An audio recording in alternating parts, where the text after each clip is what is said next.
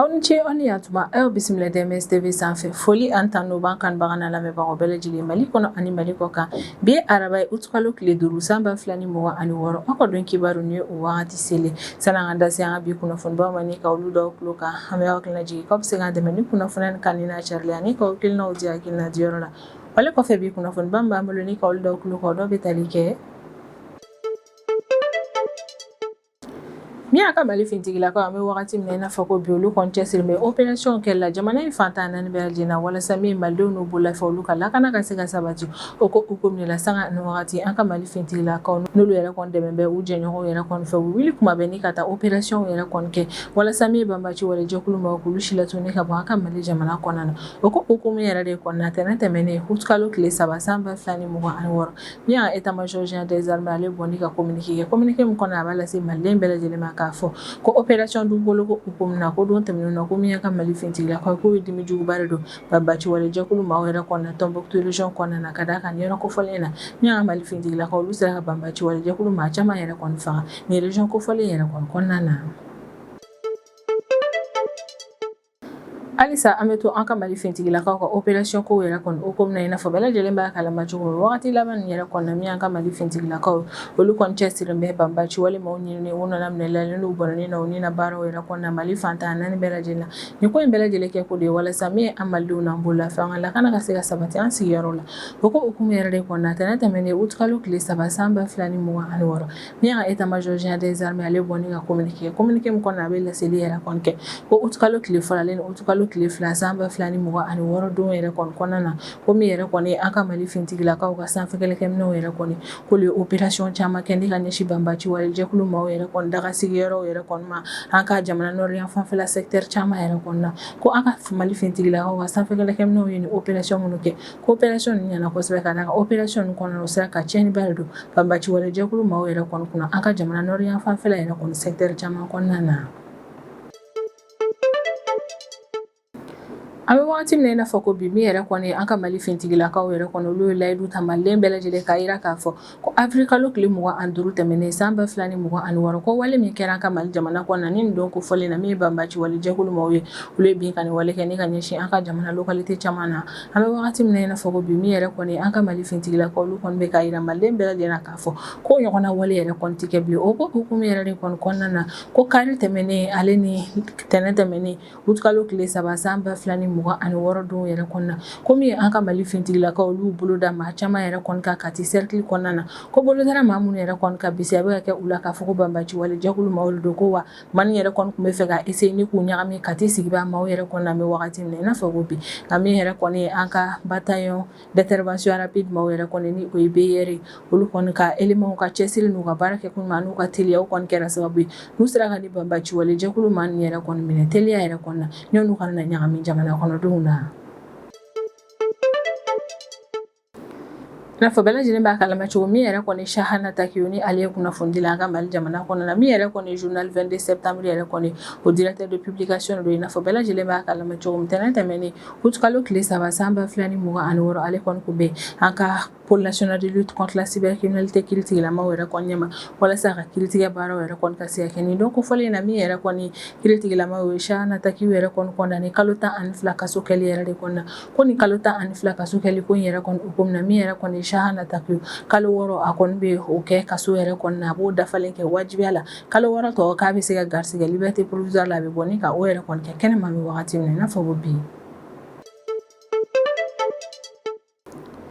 min ka lakana tigilamɔgɔw olu b'u seko n'u damayira kɛ jamana kɔnɔdenw n'u bolofɛnw ka lakana sabatili ko la o ko hukumu de la sanga ani waatiw kɔni bɛ wuli ni ka opération yɛrɛ kɔni kɛ walasa ka se ka jamana kɔnɔdenw n'u bolofɛn yɛrɛ kɔni kisi maa jugu yɛrɛ kɔni ka sonyani baaraw ma o ko hukumu yɛrɛ de kɔnɔna ko don tɛmɛnenw yɛrɛ kɔnɔna criminalité ale ni délinquance kɛlɛli ko hukumu yɛrɛ kɔnɔna ko min yɛrɛ kɔni ye Diboli chemin de fer yɛrɛ kɔni commissariat spécial yɛrɛ kɔni ni nin yɛrɛ kofɔlen bɛ Kayi région kɔnɔna la ko don tɛmɛnenw yɛrɛ kɔnɔ olu ka cɛdenw yɛrɛ kɔni sera ka u bolo da maa 2 yɛrɛ kɔni kan ko bolodara ka ma fila mun yɛrɛ kɔni ka o kɛra opération dɔ yɛrɛ kɔnɔna opération min yɛrɛ kɔni bɛ tali kɛ opération kokajɛ yɛrɛ kɔnɔna ko bolodara ni ma fila min yɛrɛ kɔni ka bisɛbɛ kɛ u la k'a fɔ k'u yɛrɛ kɔni ka baara bɛnnen don misi suɲɛ yɛrɛ de kɔni ma ni localité in yɛrɛ kɔnɔna an bɛ wagati min na i n'a fɔ ko bi ma fila min yɛrɛ kɔni fɛnɛ minɛlen kɔfɛ min yɛrɛ kɔni ye Diboli chemin de fer commissariat spécial ma yɛrɛ kɔni olu sera ka u bolo yɛrɛ kɔni fɛnɛ da misi dɔw yɛrɛ kɔni ka n'a yiralen don k'a fɔ ko misi nin yɛrɛ kɔni misi suɲɛniw de ye.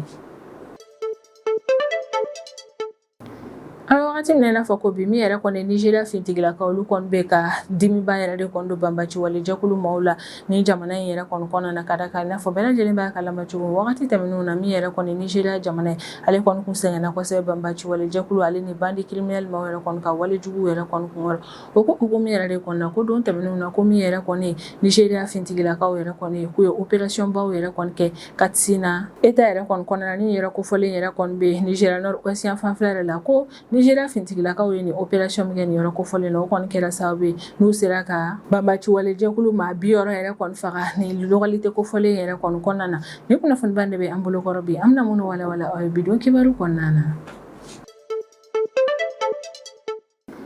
A bɛ wagati min na i n'a fɔ ko bi min an ka Mali fintigilakaw yɛrɛ kɔni olu cɛsirilen bɛ malidenw n'u b'o la fɛ ka lakana sabatili ko la o ko hukumu de la sanga ani wagati min an ka Mali fintigilakaw ye olu kɔni bɛ wuli ni ka opération kɛ jamana fantan naani bɛɛ lajɛlen na walasa ka se ka banbaci wale jɛkulu maaw si latunu ka bɔ an ka Mali jamana kɔnɔna na o ko hukumu yɛrɛ de kɔnɔna don tɛmɛnenw na min ka état major général des armées ale kɔni bɛ bɔ ni ka laseli kɛ laseli min kɔnɔna na a b'a yira k'a fɔ ko opération dugukolo ko hukumu yɛrɛ kɔnɔna k'an bɛ wagati min na i n'a fɔ ko bi komi an ka Mali fintigilakaw k'alisa u bɛ ka continuer u ka opération fɛ opération mun na u bɛ jamana lakɔlɔsi u b'a lakana wa u bɛ banbaci wale jɛkulu maaw yɛrɛ kɔni kɛlɛ ni ka bɔ Mali fantan naani bɛɛ lajɛlen na communiqué la min carila tɛnɛ tɛmɛnen août kalo tile 3 san 2026 min ka état major général des armées ale b'a lase maliden bɛɛ lajɛlen ma k'a fɔ ko don tɛmɛnenw yɛrɛ kɔnɔna komi an ka Mali fintigilakaw ye k'olu ka cɛsiralen don ka baara kɛ ko ɲuman kɔni kɛra sababu ye n'u sera ka dankari banbaci wale jɛkulu maaw yɛrɛ kɔni ka plan dɔ la plan min yɛrɛ kɔnɔna u tun bɛ fɛ ka fɛɛrɛ yɛrɛ kɔni latigɛ ni ka u ka kɛlɛkɛminɛnw yɛrɛ de kɔni ladon jamana kɔnɔna na état major général des armées ka kɔrɔfɔla a ka communiqué in yɛrɛ kɔni kɔnɔna na ko don tɛmɛnenw yɛrɛ kɔnɔna komi an ka Mali fintigilakaw ka sanfɛ kɛlɛkɛminɛw k'olu yɛrɛ kɔni tun bɛ jamana lakɔlɔsili baaraw la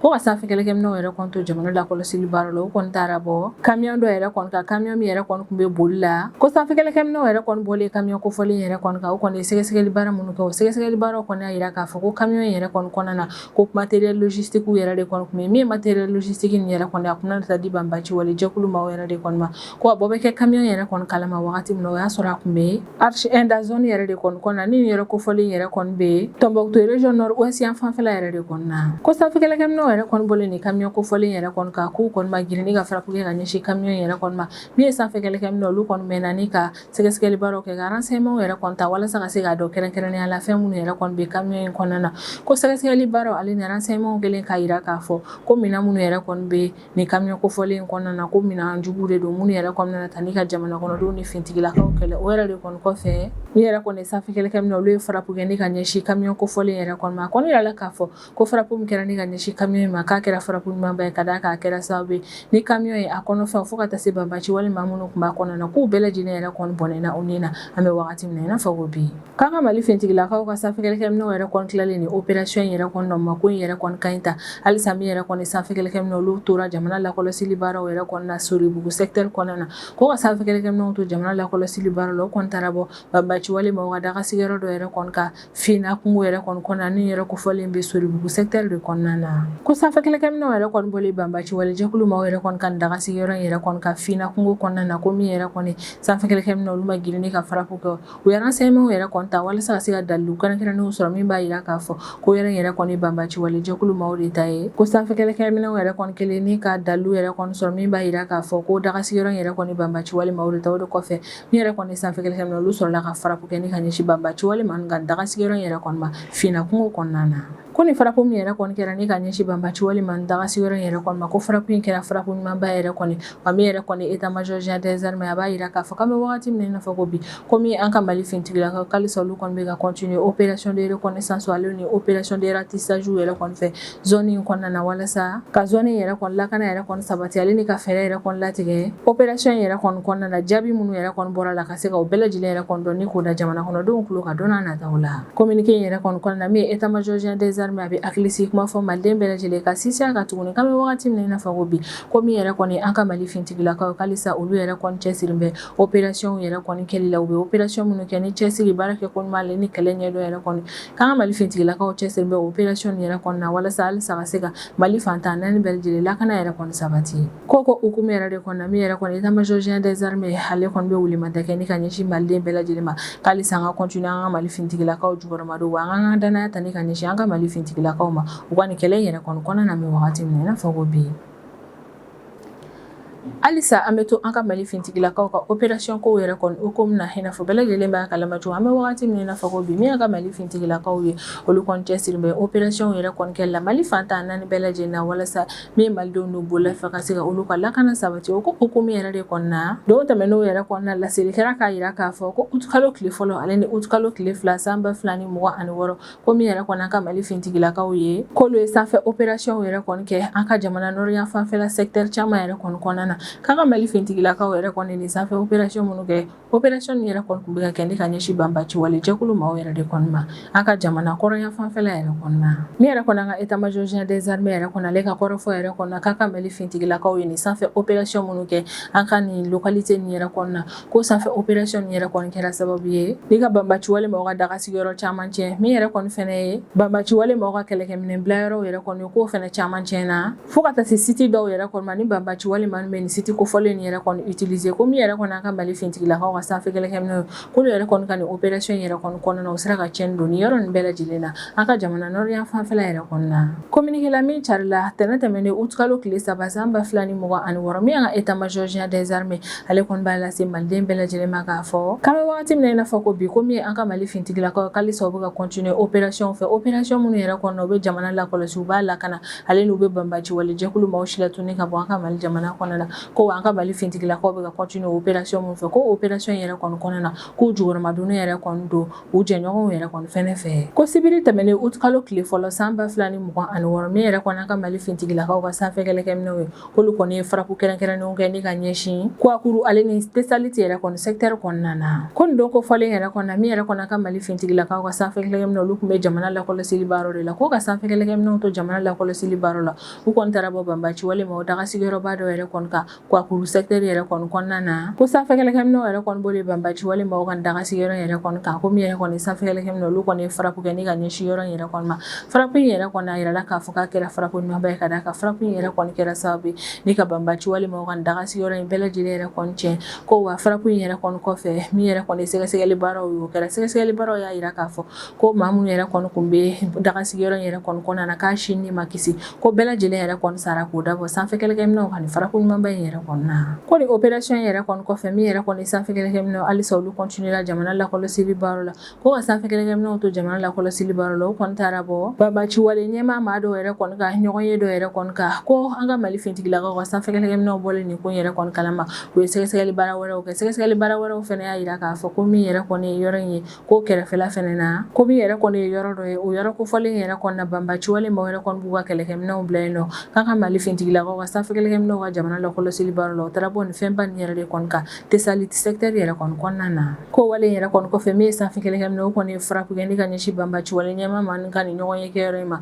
o kɔfɛ u ye faraku yɛrɛ kɔni fɛnɛ kɛ ni ka ɲɛsin banbaci wale jɛkulu maaw yɛrɛ kɔni ka kɛlɛkɛminɛn dogoyɔrɔ in yɛrɛ kɔni kan a kɔni yirala k'a fɔ ko faraku nin yɛrɛ kɔni kɛra faraku ɲumanba ye ka d'a kan a kɛra sababu ye ni ka yɔrɔ nin bɛɛ lajɛlen halaki ko a bɛ wagati min na i n'a fɔ ko bi faraku kɛra nin secteur min kɔnɔna na min yɛrɛ kɔni ye sanfɛ kɛlɛkɛminɛw olu kɔni bɛ ka continuer n'u ka localité in yɛrɛ kɔni lakɔlɔsi kosɛbɛ ko ni opération nin yɛrɛ kɔni dugusajɛ ni o bɛnna kari ma août kalo tile 2 san 2026 ko min yɛrɛ kɔni an ka Mali fintigilakaw ka sanfɛ kɛlɛkɛminɛw olu tun bɛ jamana lakɔlɔsili baaraw la ko ka sanfɛ kɛlɛkɛminɛw to jamana lakɔlɔsili baaraw la o taara bɔ site dɔ yɛrɛ kɔni kan a kɔni yirala k'a fɔ ko nin site kofɔlen in na ko banbaci wale maaw b'u ka ɲɔgɔn ye yɛrɛ kɔni kɛ yen nɔ ko site kofɔlen yɛrɛ kɔni na sɛgɛsɛgɛli baaraw yɛrɛ kɔni fɛnɛ y'a to n'an ka Mali fintigilakaw taara bɔ a kalama k'a fɔ ko minɛn dɔw yɛrɛ kɔni tun bɛ nin site kofɔlen in na banbaci walima bɛ minɛn minnu yɛrɛ kɔni utiliser ni ka taa sanubɔ yɛrɛ kɔni kɛ damada yɛrɛ kɔni na ko kabini sanfɛ kelen kemno yɛrɛ kɔni bɔra nin ko in yɛrɛ kɔni kalama olu kɔni ye farapu kɛ ne ka ɲɛsi yɔrɔ yɛrɛ kɔni ma a kɔni yirala k'a fɔ ko sanfɛ kelen kemno ye nin farapu min kɛ k'a kɛra farapu ɲumanba ye ka da ka farapu in yɛrɛ kɔni kɛra sababu ye ni banbaci walima minnu tun bɛ siti nin yɛrɛ kɔni na olu bɛɛ lajɛlen yɛrɛ kɔni sara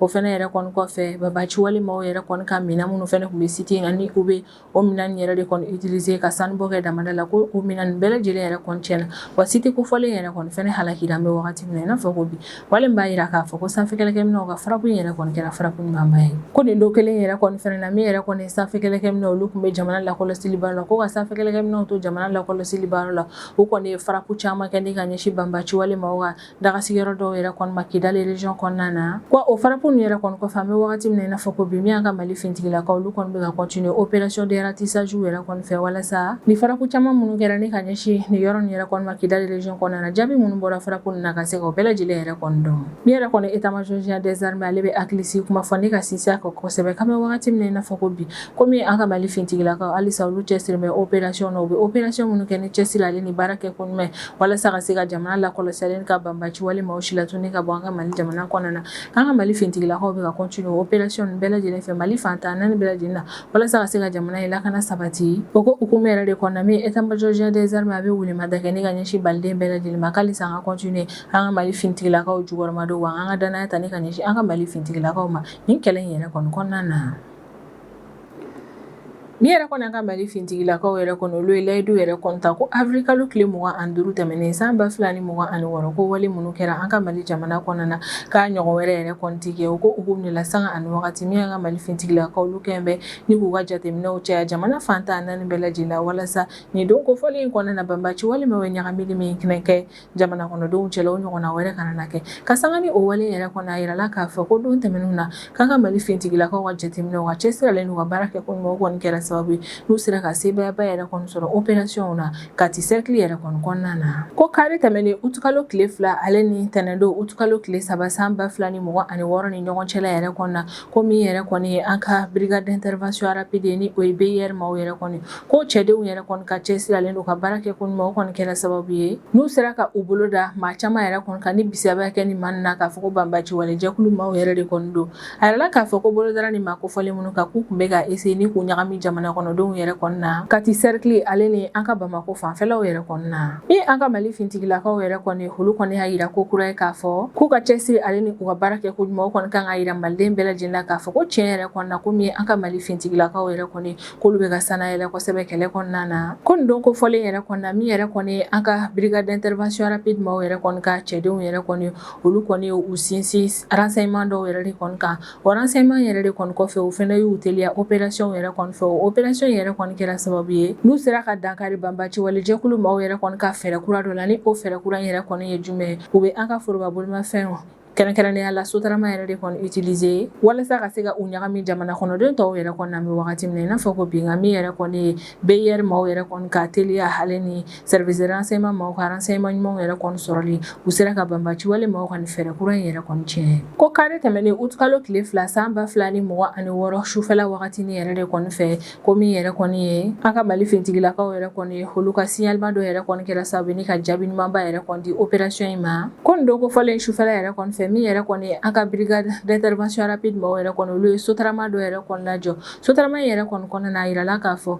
ko cɛ maramafɛntigi dɔw de tun bɛ ni bisiya bɛ kɛ k'a fɔ ko ni cɛ maramafɛntigi ni yɛrɛ kɔni tun ye banbaci wale maaw de ye ko wagati min sotarama yɛrɛ kɔni bɛ minɛ o y'a sɔrɔ o tun bɛ sira min yɛrɛ kɔni kan o ye sira min yɛrɛ kɔni bɛ sira kɔrɔ ni dunfi localité yɛrɛ de kɔni ni ɲɔgɔn cɛ lamɛn wagati min na i n'a fɔ ko bi ko ni opération yɛrɛ kɔni dugusajɛ ni o bɛnna tɛnɛndon ma utukalo tile 3 san 2026 ko sɔgɔmara joona nɛgɛ kanɲɛ 7 wagati ko min yɛrɛ kɔni an ka brigade d'intervention rapide maaw yɛrɛ kɔni ye olu ye bolimafɛn wɛrɛ yɛrɛ kɔni lajɔ tuguni kati sanafara sugu kɛrɛfɛla la ni nin yɛrɛ kofɔlen yɛrɛ kɔni ni pilitanɛ militaire yɛrɛ kɔni ma jan ɲɔgɔn na kan ka BIR maaw yɛrɛ kɔni o sotarama min yɛrɛ kɔni lajɔ u ye sotarama yɛrɛ kɔni kɔnɔna u taara bɔ a kalama k'a fɔ ko maa dɔw yɛrɛ kɔni fɛnɛ bɛ yen nɔ bisiya bɛ kɛ k'a fɔ ko maa nin yɛrɛ kɔni banbaci wale jɛkulu maaw de fɛnɛ ye tuguni ko ni tɛnɛndon kelen in na utukalo tile 3 san 2026 sɔgɔmarafɛla nɛgɛ kanɲɛ 10 wagati tuguni ko min yɛrɛ kɔni ye BIR maaw olu ye sotarama wɛrɛ yɛrɛ kɔni lajɔ tuguni kati localité in kɔnɔna na ko sotarama min yɛrɛ kɔni fɛnɛ lajɔra a bɔtara kɛ maa dɔw kalama o sotarama in yɛrɛ kɔni kɔnɔna na ni bisiya bɛ kɛ o man na k'a fɔ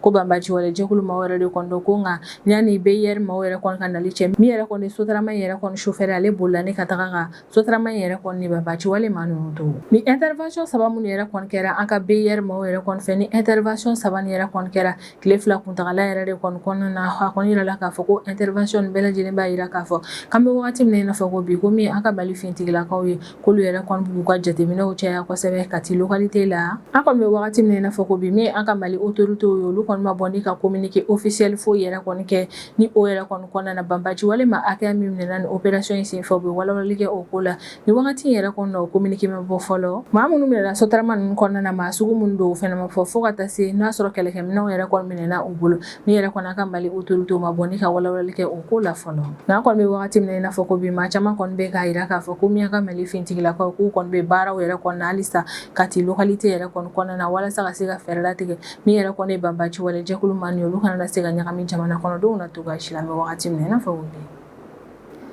tɛnɛ tɛmɛnen août kalo tile 3 san 2026 min yɛrɛ kɔni ye Chahana Takeyo ni ale ye kunnafoni dila an ka Mali jamana kɔnɔna na journal 22 septembre o kɔni directeur de publication yɛrɛ kɔni don a kɔni yirala k'a fɔ ko nin don kofɔlen yɛrɛ kɔni na min y'an ka kiiritigilamaw yɛrɛ kɔni olu y'u ka délibéré yɛrɛ kɔni kɛ nin ma kofɔlen ka procès ko kunkɔrɔ ni a kɔni yirala k'a fɔ ko procès ko in na min yɛrɛ kɔni ye Chahana Takeyo ale kɔni bɛ ka accusé min na o de ye k'a fɔ ko a ye atteinte au crédit de l'État yɛrɛ de kɔni kɛ jamana in kɔnɔna na ko min yɛrɛ kɔni ye kiiritigilamaw yɛrɛ kɔni olu ye Chahana Takeyo yɛrɛ kɔni kɔnna kalo 12 kaso kɛli yɛrɛ de kɔnɔna ko nka ni kalo 12 kaso min ni Chahana Takeyo yɛrɛ kɔni kan ka kɛ ko kalo 6 a kɔni b'o dafalen yɛrɛ kɔni kɛ kaso la nka kalo 6 to a kɔni bɛ se ka bɔ o temps kɔnɔna na ni ka taa o yɛrɛ kɔni kɛ kɛnɛmana na an bɛ wagati min na i n'a fɔ ko bi kiiritigilamaw yɛrɛ kɔni ka délibéré yɛrɛ kɔni boli Chahana Takeyo yɛrɛ kɔni ka ni procès ko in hukumu na o bɛna kɛ sababu ye ni ka dankari procédure judiciaire dɔ yɛrɛ kɔnɔna min yɛrɛ kɔni kun bɛ ka ta ni ka ɲɛsin Chahana Takeyo de ma wa i n'a fɔ bɛɛ lajɛlen b'a kalama cogo min yɛrɛ kɔni ye Chahana Takeyo ka ni procès kofɔlen yɛrɛ kɔni Mali jamana kɔnɔden caman yɛrɛ kɔni kun sigi mɛ ni k'a makɔnɔ ni ka ko yɛrɛ kɔni jateminɛ nka an bɛ wagati min na i n'a fɔ ko bi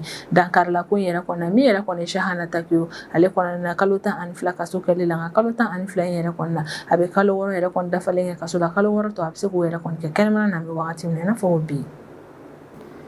ni ne bɛ dan sigi an ka bidon kibaru la an b'an kanubaga n'a lamɛnbagaw bɛɛ lajɛlen fo Mali kɔnɔ ani Mali kɔ kan an bɛ hakilina jigin k'aw bɛ se k'an dɛmɛ ni kunnafoniya kan ni n'a carili ani k'aw hakilinaw di hakilina diyɔrɔ la wale kɔfɛ an b'a fɔ ɲɛna ko aw k'an bɛn a ɲɔgɔnna wɛrɛ ma